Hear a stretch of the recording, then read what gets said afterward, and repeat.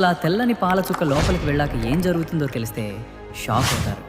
మనం పాలు తాగిన వెంటనే అది నోటి నుంచి అన్నవాహిక అనే పైపు ద్వారా జర్నీ మొదలుపెట్టి నేరుగా కడుపులో ల్యాండ్ అవుతుంది. కానీ అసలైన యాక్షన్ సీన్ ఇక్కడే మొదలవుతుంది.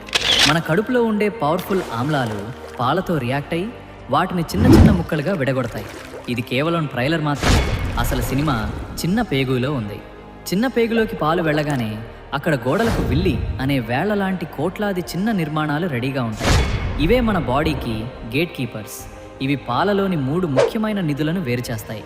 దీన్ని పట్టుకుని గ్లూకోజ్గా మార్చేస్తాయి. ఇదే మనకు తక్షణ శక్తినిస్తుంది. దీన్ని ఎముకలకు పంపి వాటిని ఇనుములా గట్టిగా మారుస్తాయి. ఇది నేరుగా వెళ్ళి మీ కండరాలను బలంగా బిల్డ్ చేస్తుంది. ఇలా వేరు చేయబడిన పోషకాలన్నీ రక్తంలో కలిసిపోతాయి. ఆ రక్తం ఒక హై స్పీడ్ రైలులాగా ఈ శక్తిని తీసుకుని మీ మెదడుకు, గుండెకు మరియు ప్రతి కణానికి సరఫరా చేస్తుంది.